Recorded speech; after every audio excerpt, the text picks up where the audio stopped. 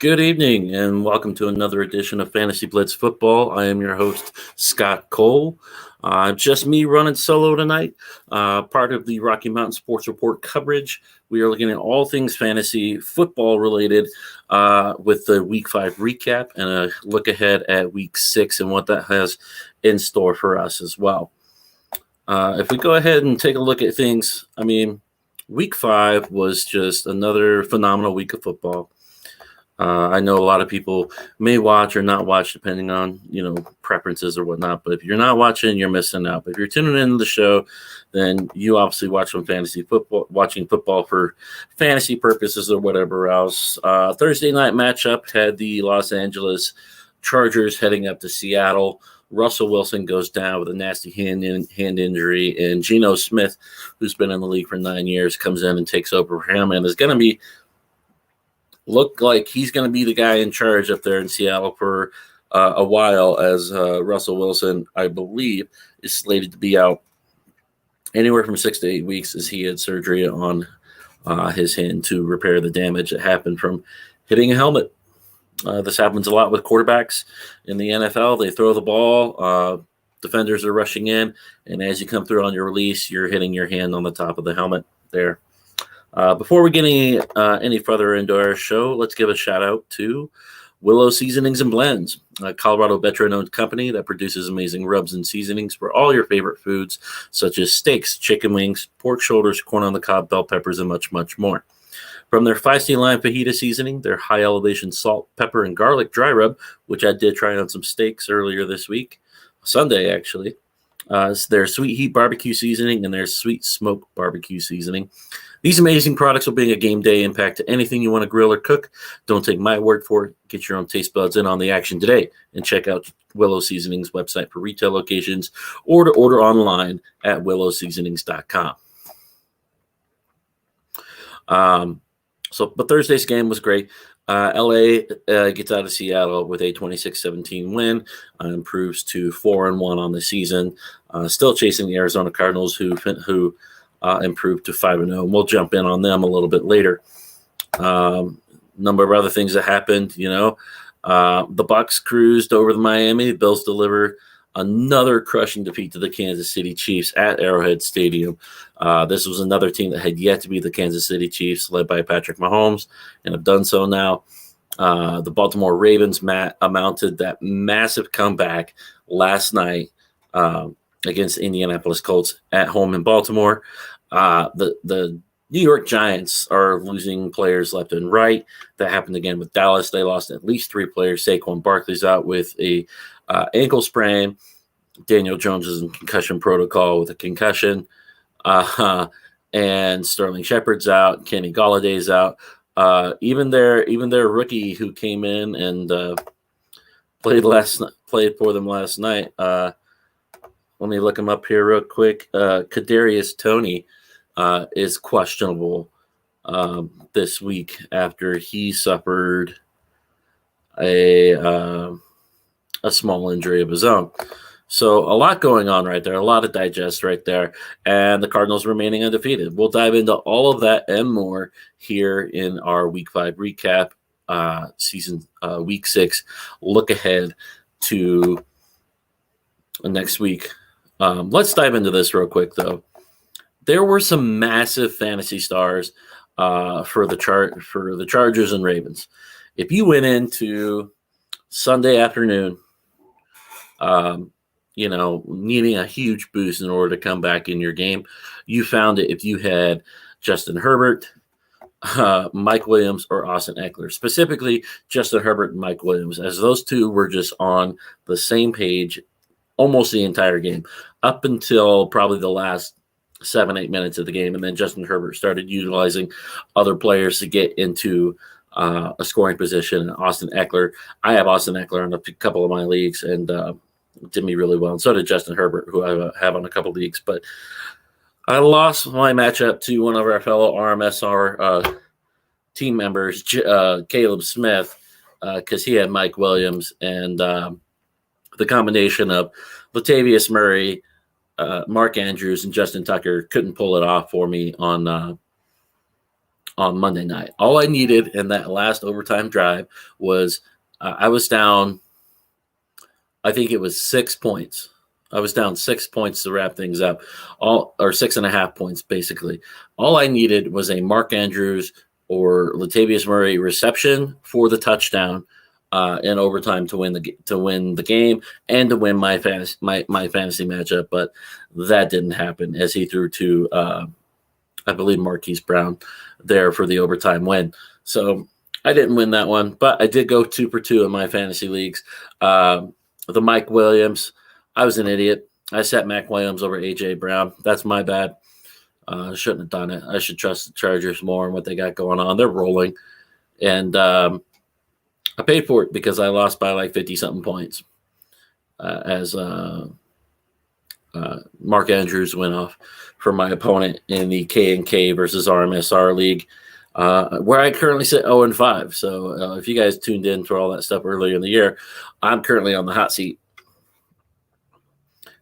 there. So, but yeah, let's look at these stats right here. I got scrolling across the bottom. Justin Herbert, 398 yards, 4 touchdowns, no interceptions. He carried 4 times himself for 29 yards and an additional touchdown in ESPN Standard Leagues. That comes out as a 42.82 points for the game, which is quite impressive in my book. And then one of his favorite targets in that game, Mike Williams, went off for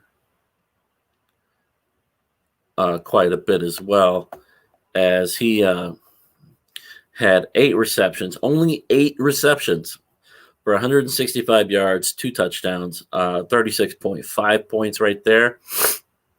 And then Austin Eckler had 17 carries for 66 yards, 2 touchdowns, and then 5 receptions for 53 yards and a touchdown, which came out to be about 32.9 points in ESPN Standard Leagues. So quiet the day for some Chargers players, but not to be outdone on the other side of that ball. The Browns put up some solid numbers themselves in the running back department, as both Kareem Hunt and Nick Chubb were top fantasy go-getters this week. You had Kareem Hunt, 12 carries, 61 yards, 2 rushing touchdowns with 5 receptions for 28. 25.9 points for him. And Nick Chubb, 21 carries, 161 yards with a touchdown, 1 reception for 9 yards on 1 target for 24 points. So a combined 49.9 points between the Browns running back room right there, accounted for some of their touchdowns. I got to look up. Let's look up the Browns. There's the scoreboard. Let's see. Team stats, recap, box score. On the other side of it, David Njoku had a career-type game. 7 receptions, 149 yards, 1 touchdown. His longest was that 71-yard grab. I got to say, amazing. Peoples-Jones had a game, 5 receptions for 70 yards. Rashad Higgins, 3 receptions, 29 yards, and a touchdown. Beckham only had 3 targets in the game, 2 receptions for 20 yards. I don't know the statistic exactly, but if you're looking, a lot of people have been asking about Odell Beckham Jr. Is he a legit candidate on teams and whatnot? And Jarvis Landry is the go-to guy, but he was out this game. Odell Beckham Jr. with the Cleveland Browns has not been a success, in my opinion. And I think there's a statistic out there that with Odell Beckham Jr. in the lineup, the Browns lose more games than what they win, or Baker Mayfield is a worse quarterback with Odell Beckham in the game. Jarvis Landry is a target for Baker Mayfield, and he does better with Landry in there, but it's just a huge fiasco and a mess.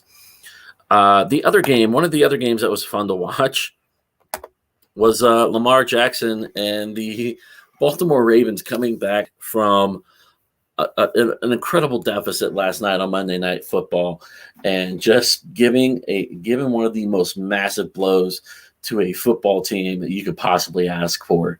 Through some issues. They're 1-4. Their only win was against Miami in Week 4.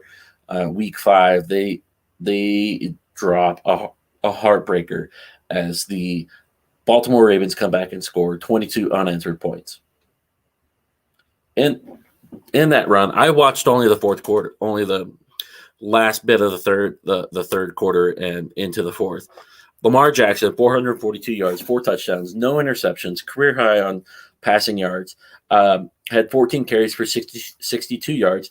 That was the bulk of the rushing attack for the Baltimore Ravens. They broke their consecutive game streak at 43 with 100 yards per game rushing. So that streak is now done, tied with the Pittsburgh Steelers of old. But he had 41.88 points across standard leagues. If you have him in other leagues where quarterbacks score a little bit higher with bonuses for hitting certain like 300 and 400 yard marks, he probably scored you a lot higher. Mark Andrews had a freaking game. I've been waiting for this because I have Mark Andrews on a couple of my fantasy teams. Mark Andrews went off for 11 receptions, I believe it's 147. I have 1347. That's a typo. I believe it was 147 yards, 2 touchdowns for 41.7 points. Like I said, I needed another reception with a touchdown by Mark Andrews, possibly to win one of my fantasy matchups, and that didn't happen. And then Marquise Brown has bounced back significantly since dropping the ball in Detroit 2 weeks ago. He had 9 receptions, 125 yards, 2 touchdowns, equated to 33.5 points across standard league. So just an amazing performance by the Ravens to come back and just dominate the back end of that game. I don't know what happened to him for the first half. Indianapolis came out with a great game plan, kept Lamar in check, wasn't really giving them a whole bunch of opportunities, and panicked, I guess would be the word, towards the end of that second half. So that's why the Ravens looked so great last night. But it makes for entertaining football, and that's what keeps us the fantasy football fans on the edge of our seats is, I really need this one person to do this, or I need that one person to do that. Let's hope they come through and they make it happen. So that was a huge plus. Other fantasy stars making an impact this past week. Devontae Adams, 11 receptions, 206 yards with 1 touchdown. Excuse me. For 37.6 points. Kadarius Toney, like I said, this was the rookie that the New York Giants took with the 20th overall pick in the 2021 draft, the first round. Had 10 receptions for 189 yards, no touchdowns. He was put in because Sterling Shepard was out. Kenny Golladay was out. Saquon Barkley went down. So you have to go to something else. We'll dive more into the running back stuff here as well for the New York Giants, as they're going to need a replacement right there. And they have one. Devontae Booker had a decent game as well. Like I said, Nick Chubb earlier had a great game. Jamar Chase for the Cincinnati Bengals. They really took it to the Green Bay Packers. And that was another game that just boggled me. You had 3 missed field goals at the end of the fourth quarter. 2 by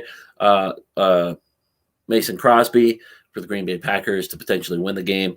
1 by McPherson, the rookie kicker for the Bengals, in regulation and overtime. They had gotten the ball, and he kicked it. It looked he felt it was great off the foot. Went to go hug his the holder, and looked back around, and he's celebrating, and the refs are waving it off as no good. And he's like, what? He missed it. He missed it left. Sucks. And then, long story short, Green Bay goes down, and Crosby gets another chance, and they win the game. Close one, 3-point game. Cincinnati looks dangerous, guys. They've looked dangerous every single week, man. They're an underdog most times, but they're playing some solid ball. I would not be surprised for them to be upset picks moving forward for a lot of games. They're starting to put it all together. Jonathan Taylor for the Indianapolis Colts had a great game, 169 total yards. That's both passing, receiving, and rushing. Had 2 touchdowns, 31.9 points. Great game. Derrick Henry, man, went off. 29 carries, 130 yards, 3 touchdowns for 31 points. I'm a happy fantasy owner right there with that one. And it gives me a lot of hope. Derrick Henry is doing something so unprecedented in football. Not just fantasy football purpose, but in football in general.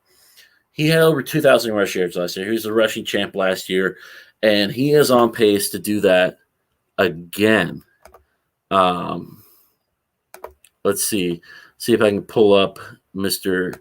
Derrick Henry here. In 5 games, he has 142 carries for 640 yards in 5 games. He is well on pace for hitting that 2,000, possibly hitting 2,100, and possibly breaking the all-time rushing record in the season. Yes, there's an additional 17th game, but if he keeps the pace that he's on, there's a really good chance he breaks that rushing record within a 16-game window. 5 games in, he's averaging almost 130 yards a game, or over 130 yards a game. I think he's averaging let me do my math real quick. 1, 4, 3.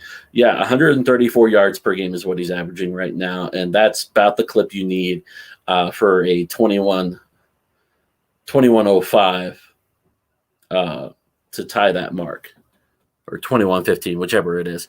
But he's well on his way to doing it, so I'm really glad I picked the Derrick Henry train again. Even though statistically, players who have that 2,000, 1,900 yard season the year prior don't have that great success in the second year.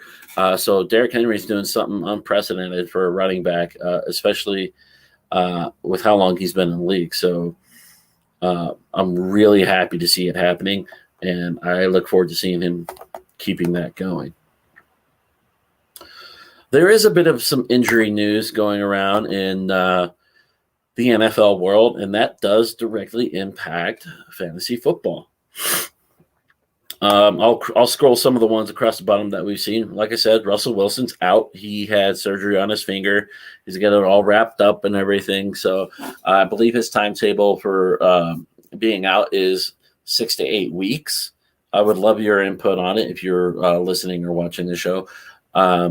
With Geno Smith taking over, does the ability of Geno Smith in comparison to Russell Wilson affect the fantasy outlook for DK Metcalf, Tyler Lockett, Chris Carson, Will Dissly, any of those players on the offensive side of the ball for the Seattle Seahawks? My answer, yes. Geno Smith came in and did a fantastic job. He's going to get plenty of time to work with these starters and everything. But I still think we are a few weeks out, a couple weeks out, I will say, from seeing the benefit of working together and getting things back on the same page. Because I just don't.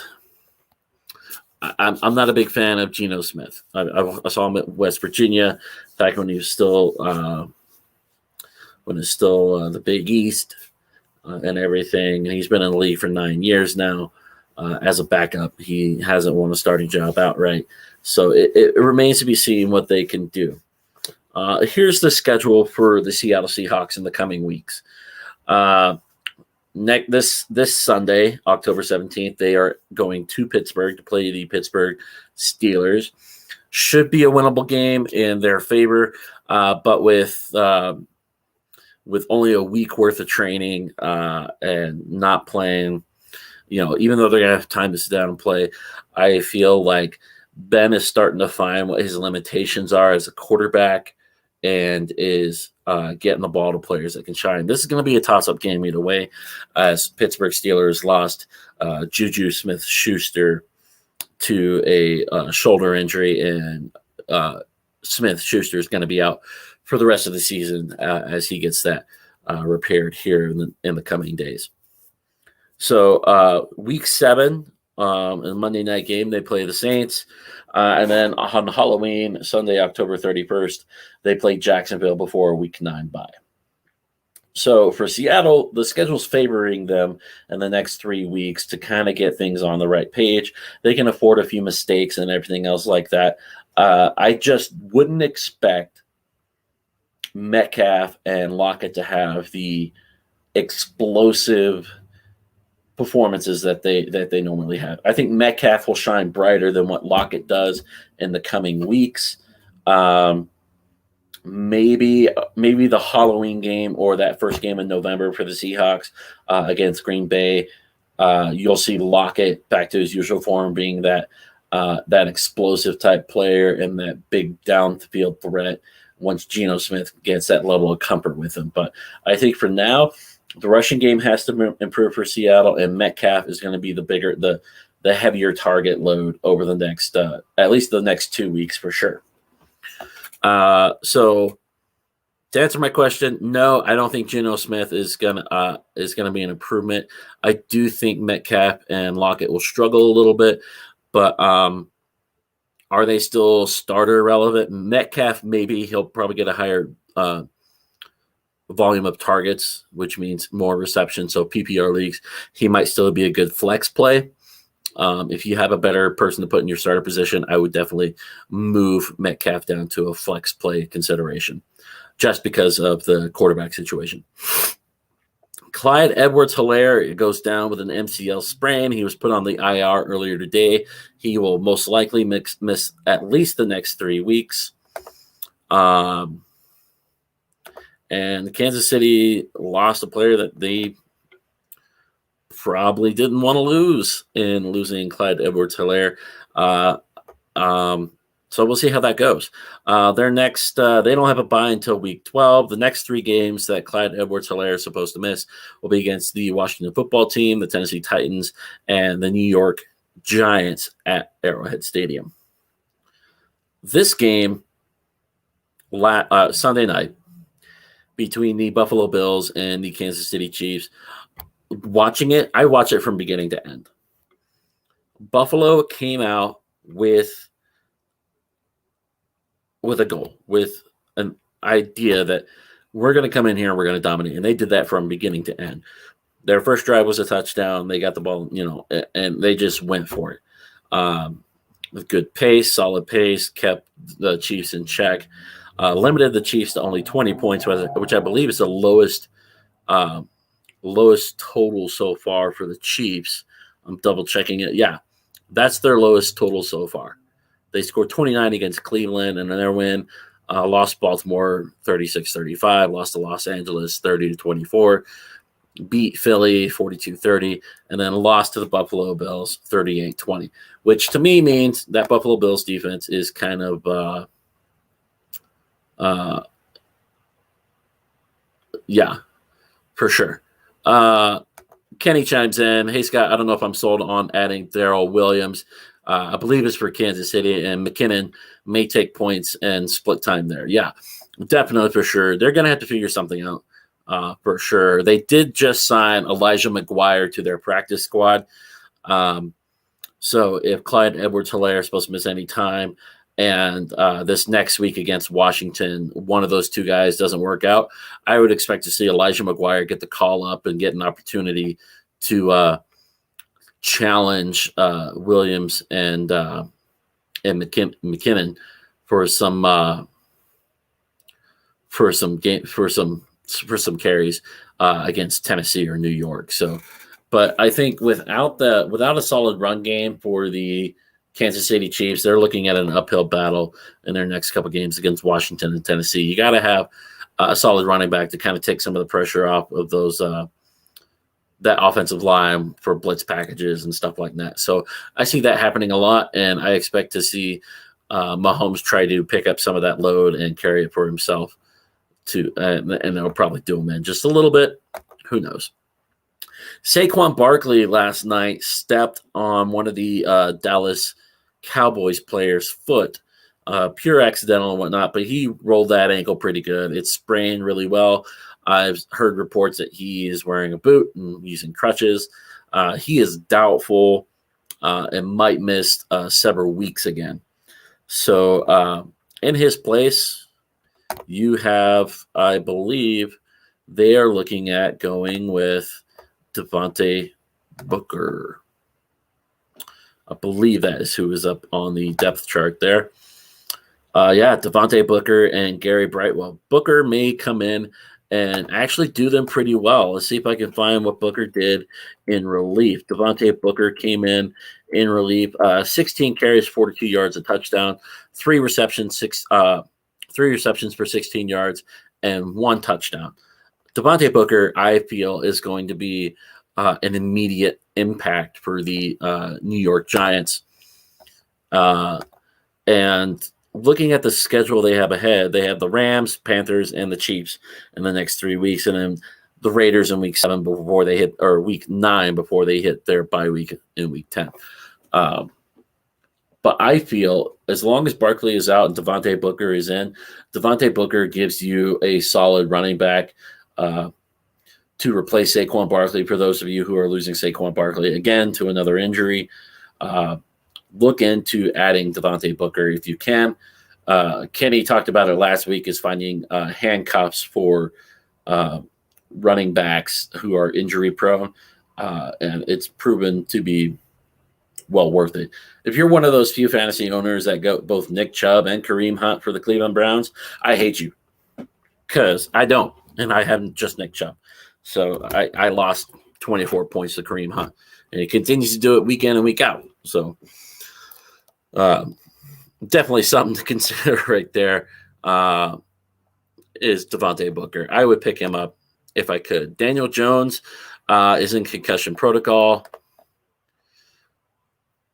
Yeah, 100%. 50 to 70 rushing yards and 5+ receptions equals double-digit points. And this is in regards to Devontae Booker for the New York Giants, who are dealing with a ton of injuries. So if you're looking for a security blanket for the Giants to replace Saquon Barkley, Devontae Booker is it. Their rookie receiver they drafted in the 20th round this year is cautious Kadarius Toney. He is questionable right now, but I expect him to play. I think he roughed up a hamstring or something, but I think they said he most likely will play. Kenny Golladay is still listed as doubtful. Sterling Shepard's been questionable with his hamstring issue, and as has Darius Slayton. So Kadarius Toney is another one of those players that might be worth picking up. They're unsure if he'll play this week, so just be a little cautious there. Cephas for the Detroit Lions goes down with a broken collarbone. He has been placed on the IR. I don't know if there's a legit replacement for him at receiver for the Detroit Lions. What I do know is that DeAndre Swift is really starting to turn heads. He was one of my questionable people going into the season, but DeAndre Swift is really starting to pick it up and steal more carries and receptions from Jamal Williams out of that backfield. You have Amon-Ra St. Brown, Trinity Benson. Trinity Benson might get that push up with Quintez Cephas on the IR. They still have Khalif Raymond and Kaderil Hodge. So you still have some viable options there. If Quintez Cephas was on your roster, it's probably a deeper league. You might want to look at Trinity Benson being included in your future plans if you're looking for a replacement from the same team.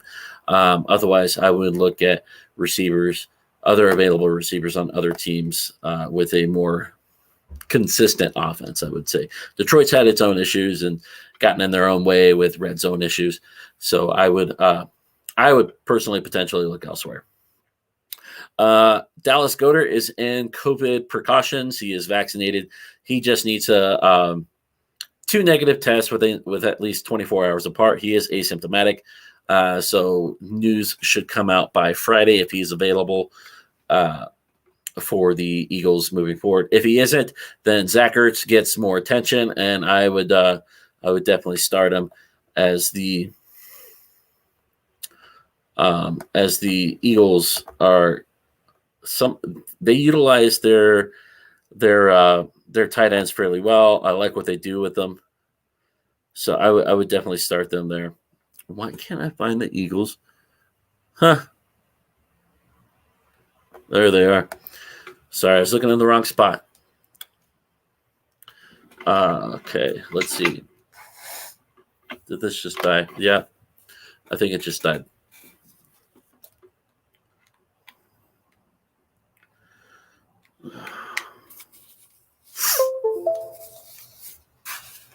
All right, I think we're back.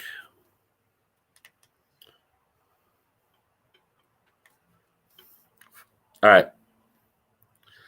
right, there we go. I believe I'm back now. So sorry about that. I don't know why they died. I thought they were fully charged. Happens. Zach Ertz is going to be the guy. It looks like Dallas Goedert is currently being listed as out. So go ahead and snag up Zach Ertz and start him if you can. Max Williams, the tight end for the Arizona Cardinals, went down with a knee injury. He looks doubtful. He may be heading to the IR pretty soon. No idea what's going to go on there. If you're looking for some tight end help, I would look at probably David Njoku for the Cleveland Browns if he is available. I don't know what his ownership percentages at the current time, but he looked great, and I think that was his coming out party. It looks like Cleveland might have to use him a little bit more, especially if they want to maintain a high level potent offense. Got to get those tight ends going if you're going to do that. And that's it for the injury news right there. What we have coming up is our first round of bye weeks are starting to hit as week 6 comes into play. You have you have 4 teams currently set to have their bye weeks this week.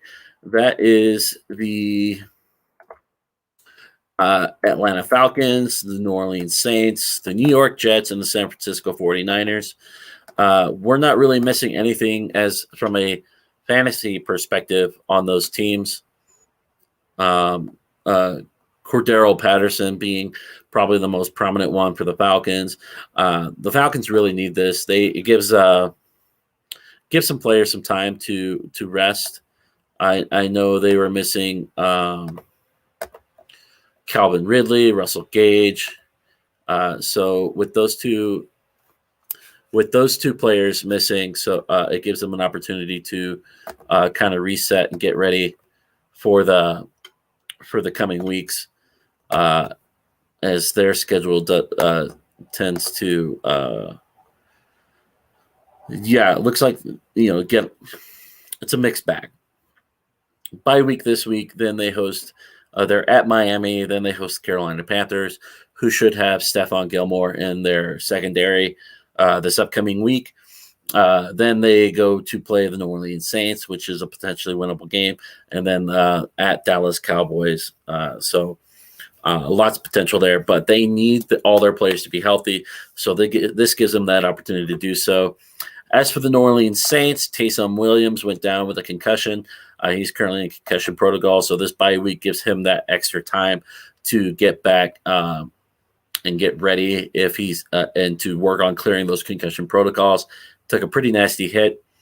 So hopefully the bye week gives Taysom Hill another time, because even though he is listed as a quarterback, he is used in a bunch of formations, a bunch of offensive packages, and is a legit threat as a receiver as well, as a receiver and running back. So he gives them an offensive boost. So if he's available, cool. But like I said, they're going to this extra week gives them time to figure all that out and get him healthy, as their schedule – we already know in 3 weeks they'll be playing the Atlanta Falcons. Week 7, they are at Seattle, then Tampa Bay, Atlanta, Tennessee. Those are their next 4 games. Like I said, not an easy road there. They need every available weapon they can possibly get. The New York Jets continue to leave us boggled. They are 1-4 now after losing in London to the Atlanta Falcons. After this bye week, they go to New England and then host Cincinnati, then at Indy, and then host Buffalo. The New York Jets, I think this bye week gives them enough time to sit and look at the film and decide what the big issues are on their team and to make a decision on how they want to move forward. Robert Saleh is a first-year head coach, but this gives them time to address some much-needed issues and get ready and game plan. It's been a solid couple weeks game planning for Bill Belichick and the New England Patriots.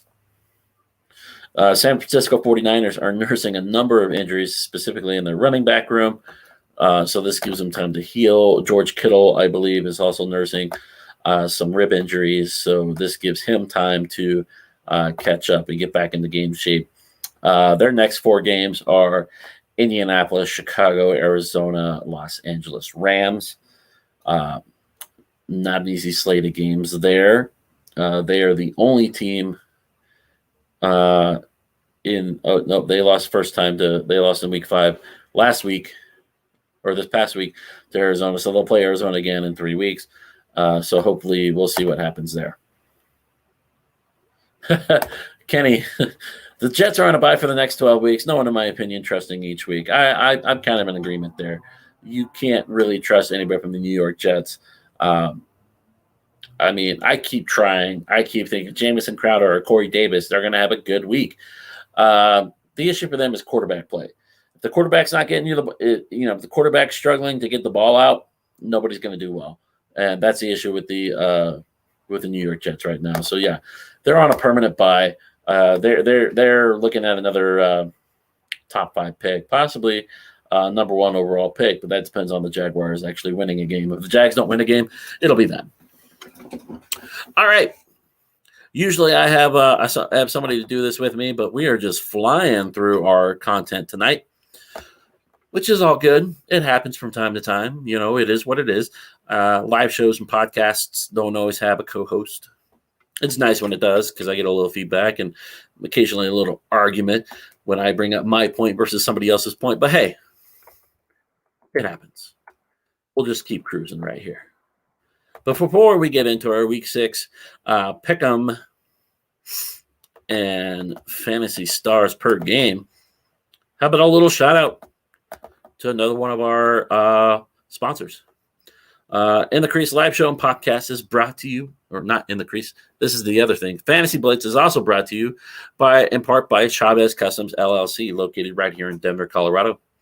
Chavez Customs LLC can personalize hats, t-shirts, sweaters, hoodies, keychains, water bottles, cups, mugs, and much, much more to meet your personal needs. Head on over to their Facebook page and check them out for all of their awesome designs, products that they have. And we send a hearty thank you to the Chavez Customs team in creating our Rocky Mountain Sports merchandise. If you're interested in any of our gear, please get with Matt Staffiero on our Rocky Mountain Sports Report Facebook page for more information. Shoot some questions and I'll answer. All right, Kenny, I want you to give me your top 3 games of the week for Week 6 and your fantasy star for each of those games this week, man. I want to know what you think is going to happen this week, and we'll go from there. While he's doing that, I'm going to go ahead and give you guys a look at all of Week 6.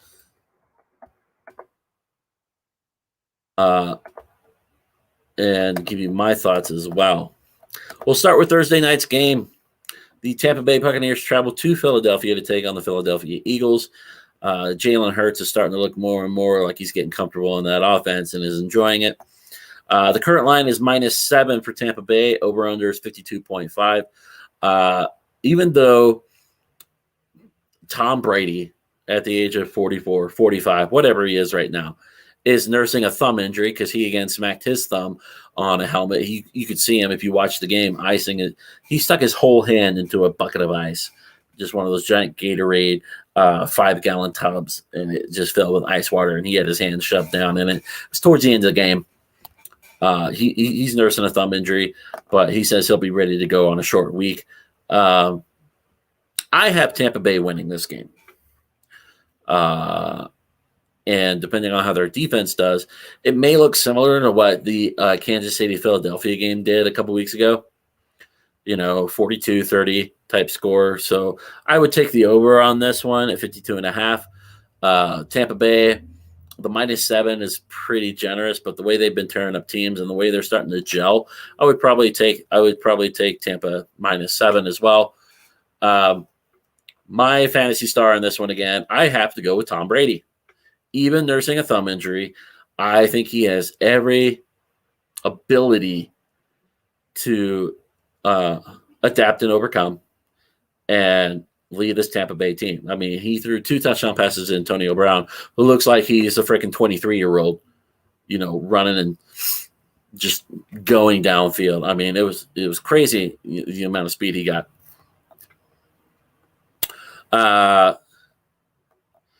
Cardinals Browns real quick. Well, Kenny chimed in right here for us.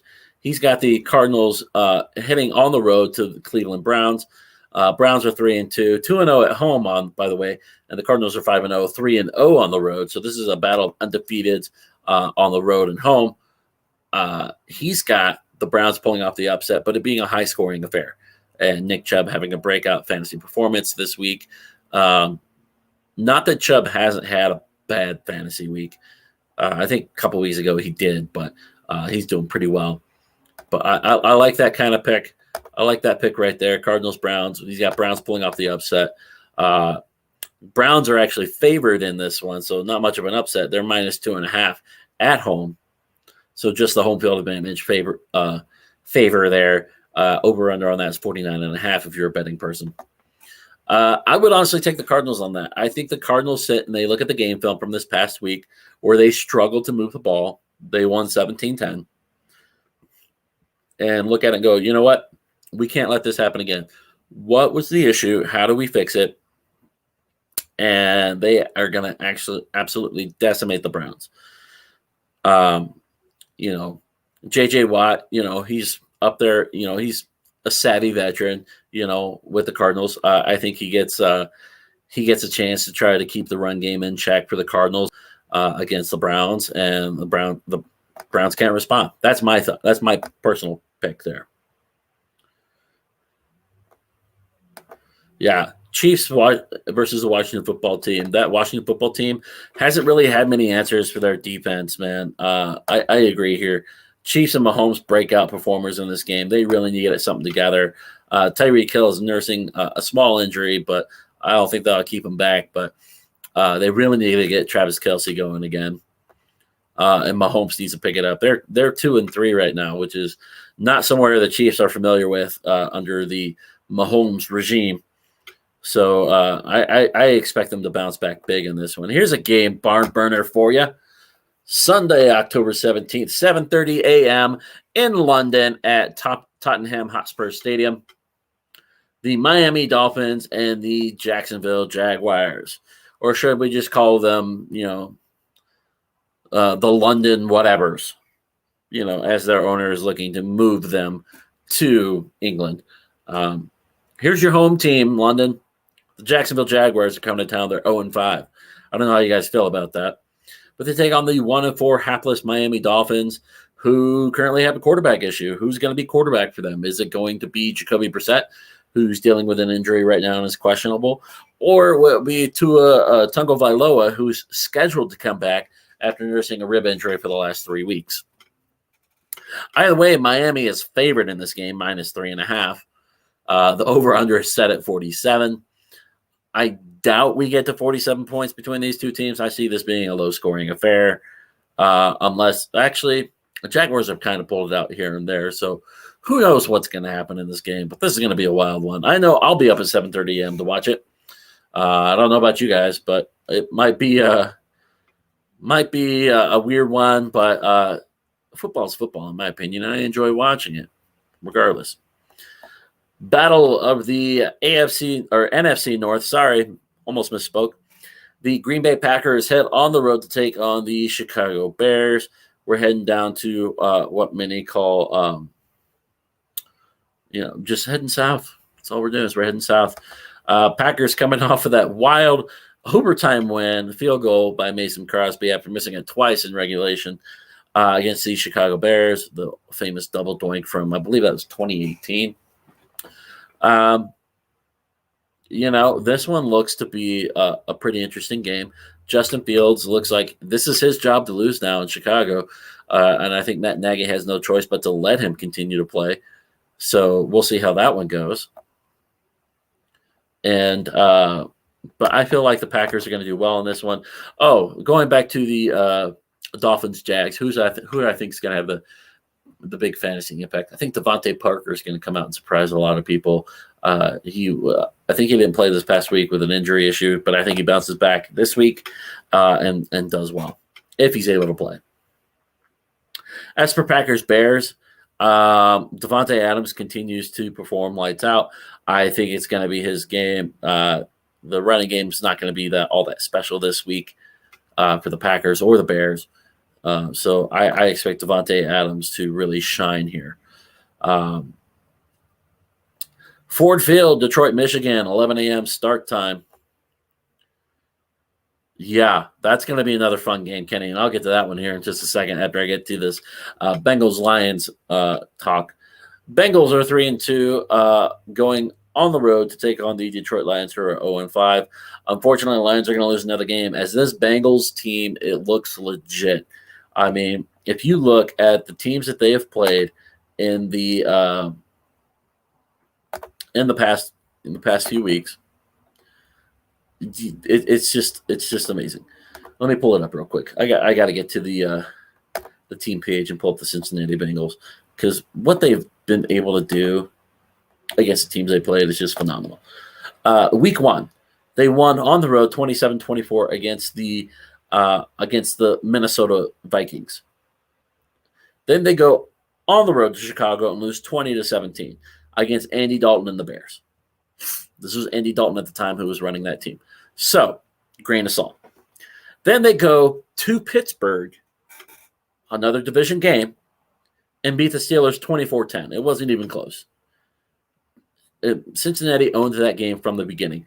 Then they go to Jacksonville. They win a Thursday night showdown with Jacksonville a couple weeks ago, 24-21. Then they lose in overtime. They forced overtime against Green Bay last week. This is a team that has something to prove, and they're playing well. They play in the same division as the Steelers, the Ravens, and I believe the Colts. So you got to keep pace in that division. They're 3-2 right now, so they're not that far back. Miami's 4-1, and I believe not Miami. Baltimore's 4-1, and I believe the Pittsburgh Steelers are now 2-3 heading into this upcoming week. So Detroit is coming into town. I think Cincinnati's got this one. Jamar Chase is starting to look like a fantasy stud. To those of you who took a chance on this rookie, kudos to you. I couldn't pull the trigger myself, and I'm kicking myself for it now. Kenny here saying he's starting Burrow over Stafford this week. I would definitely be with you on that boat, as I like what Burrow's got going on, and we'll continue to watch this game. Texans versus the Colts. Both these teams are 1-4, and both are 0-2. Texans are 0-2 away, and Colts are 0-2 at home. Indianapolis Colts have been given a minus 9.5 on the line. Over under is 42.5. I have a hard time deciding who's going to win this game, because if you watched the Texans last week, they were up 22-9 at the half, and they blew their game. Just blew it. They lost. It was unbelievable. But with Davis Mills under center, they show they have some upside. And I like what I saw from them. Moore looked relevant. You had Brandon Cooks in the previous couple of weeks, who was a relevant wide receiver. If they can get their running game going for the Texans, they're going to win a few more games. They're going to, probably end up with the 5th or 6th overall pick, but they're going to win some more games. Indianapolis Colts, the exact opposite, or the exact same thing happened. They were up big going late into their game, and then the Ravens tore them a new one and beat them in overtime. Carson Wentz and the head coach over there in Colts were just looked absolutely defeated after this one. Both teams lose, heartbreaking games. This one's a toss-up, in my opinion. I don't think that line is going to be good. I think the Texans could potentially pull away with this one, with either Moore or Cooks having a big day. They have a great connection with Davis Mills, so that's what I expect. The Los Angeles Rams go on the road to take on the New York Giants. The Giants continue to deal with everything else. Yeah, Texans at least cover the spread here. Colts losing the way they did. Too high of a spread. I agree, Kenny. Way too much. If you're going to take anything on that, I would take the Texans plus 9.5 right now. That's the line you're going to get. These lines I'm getting are off of ESPN website. I don't know what the lines are on some of the sportsbooks apps right now, but if I am a betting man, I'm taking the Texans right here plus 9.5 because there's no way the Colts cover that spread. Way too big of a spread. I think whoever did that's probably getting taken out the woodshed. Like, why would you set it so high? That's kind of dumb. Rams on the road to take on the New York Giants. I think this is a very, very favorable spread in the Rams' favor, minus 10.5. I would take that over the New York Giants. The Giants have so many offensive woes right now, so many injuries. They're hoping for, Giants will try and stop Kupp and his, Kenny's got it right. Giants are going to try and stop Kupp, but Woods, Henderson, Higbee are going to shine. Stafford's going to find other weapons to use, and it's going to be a good game for the Rams. So I would take the Rams minus 10.5 right here, and I think Woods. I'm with you on this, McKinney. I think Woods is going to be the guy on this one. Yeah, and the Rams defense. There's your sleeper pick right there. Rams defense 10 or more points easily in this game, with all the offensive woes for the New York Giants there. Chiefs versus the Washington football team is our next choice. Believe Kenny spoke on this just a little while ago. Chiefs and Washington football team. Chiefs win. Kelsey and Mahomes breakout performers. I think this is a game where Tyreek Hill gets back on the board. Tyreek Hill has been kept in check this past week and the week before. Kind of nursing, I think he's had a knee injury. Not 100% on that, but the line is KC minus 7, over under 55.5. I would probably have to take the line on KC right here because I think KC's going to come out and blow out this game. But my pick on this one is Tyreek Hill for the fantasy star in that game. The Minnesota Vikings go on the road to take on the Carolina Panthers. This game has me intrigued as the Minnesota's -1 here, but that's not huge. But here's the thing. The Carolina Panthers are getting that's a good question, though, Kenny. Could that be the sneaky game where the Washington football team actually shows up? Who knows? Could be. Could be a sneaky game, especially seeing how other teams are beating Kansas City by keeping Kelsey and Hill in check. It could be a very sneaky game. Taylor Heinicke is a very capable quarterback. He's shown us that so far. So I expect it to be an interesting game. This is another interesting game. Vikings and Panthers. I have the Panthers winning this one. The addition of Stephon Gilmore to their defensive side of the ball, as this is his first week of eligibility, or this is the first week he's going to be eligible to play. I don't know if he will play or not, but the Panthers defense is actually pretty legit, and the Vikings have had trouble against even some mediocre defenses. Look at week 1 when they took on the Cincinnati Bengals. Look at that 14-7 barn burner with Cleveland Browns. It's going to be interesting to see what happens there. But I like it. We already talked about Cardinals-Browns. Kenny's on the Browns train. I'm on the Cardinals. I think the Cardinals go undefeated for another week. Raiders at Broncos. This is a tough one for me to say because I am a Broncos fan. But after watching what happened to the Broncos with the Pittsburgh Steelers, I have to go with the Raiders. Even though the Raiders just lost their head coach and John Gruden as he resigned late yesterday. due to some emails being leaked in which he was very unkind to a number of people and people of backgrounds. I won't get into that here. That is something for the 4th and 99 crew to talk about tomorrow if you'd like to talk to them about it. I like what Derek Carr can do, and I like the weapons that he has at his disposal. As much as I want the Broncos to win at home, I feel like this is a game that they are going to lose. And my pick would have to be the Raiders. I have no ability to trust the offensive coordinator and Pat Shurmur once they get behind a team. Once they're down a score, 7 points or more, the Broncos become this team that nobody wants to see. So I have to go with Raiders because I think the Raiders are just better than what most people think, and the Broncos are hitting the wrong side of a spiral.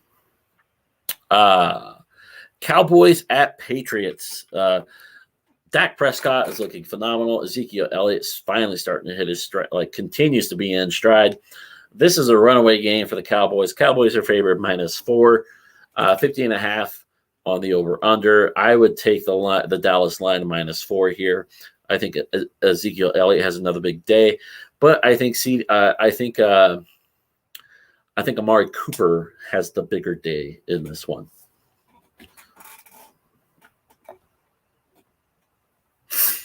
Monday night game, Seattle Seahawks travel to Pittsburgh to take on the Pittsburgh Steelers. I spoke on this a little bit earlier. Seahawks are going to be running with Geno Smith at quarterback as Russell Wilson is out after having his hand issue surgically repaired. Pittsburgh Steelers are home again after a win over the Denver Broncos. Watch Schultz for the Cowboys this week, says Kenny. And I have to agree with that there. I actually picked him up in a couple of my leagues, and he did me pretty well fantasy-wise this week as well. So watch Schultz next week. He may go off against the Patriots. Patriots on occasion do a good job. And I agree with you on this too, Kenny, when we talk Seahawks and Steelers. Geno Smith hurts Lockett, but helps Metcalf. Metcalf is a bigger, stronger receiver, can jump and has a pretty good radius for catching the ball. So I like Metcalf over Lockett. Long-term success here goes in Metcalf's favor as far as a fantasy player. I still think the Steelers figure things out. I think Roethlisberger starts to test his arm a little bit more and starts to find a method, a solid routine, and I think Steelers are going to steal this game against the Seahawks. Monday Night Football features the Buffalo Bills 4-1 with current MVP frontrunner Josh Allen against the Tennessee Titans and the potential rushing king Derrick Henry. I talked about this earlier. Buffalo's got a -5.5 line right here. I don't know who I probably wouldn't even touch this line. I could go either way in this game, but I have to lean the Bills in this game with my sleeper pick being Emmanuel Sanders for another week. Stephon Diggs is being covered consistently, leaving Emmanuel Sanders wide open on a lot of plays. I like the ability of Emmanuel Sanders in this system. He's having a great time and getting wide open on some of these plays. So I like Buffalo, and I like Mr. Emmanuel Sanders, former Denver Bronco here. All right, guys. That is going to do it for our show this week. Thank you guys for tuning in and going through the Fantasy Stars right there. Pick 'em picks and the Fantasy Stars for each game right there. I look forward to chatting with you guys a little bit more. Again, if you have any questions about your waiver wire picks, who you should pick up, who you should drop, who you should sit over, stuff like that, feel free to reach out to us on Rocky Mountain Sport Reports Facebook page. Tag myself, Scott Cole, in any posts you have related to fantasy questions. I'll be more than happy to try to answer them. Caleb J-Rock Smith, he's there too. He hasn't been with us on the show in a while, but if he gets a chance and you tag him on the Facebook post, maybe he'll give you a shout out and help you with some of your fantasy questions as well, and check things out.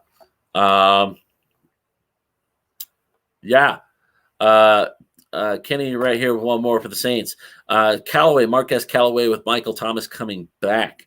We'll keep an eye on that too, as Michael Thomas is slated to return from the physically unable to perform list and join the New Orleans Saints moving forward. So we'll keep you guys posted on that loop as well here in the coming days and see what happens there. But again, if you have any other fantasy questions we didn't get time to ask or you didn't have time to ask, please reach out and post on our Facebook page, Rocky Mountain Sports Report group page. Tag me, J-Rock, Matt Staffiero, and we'll give you guys our thoughts and insights and go from there. Until then, guys, everybody have a great night. Be safe out there and enjoy your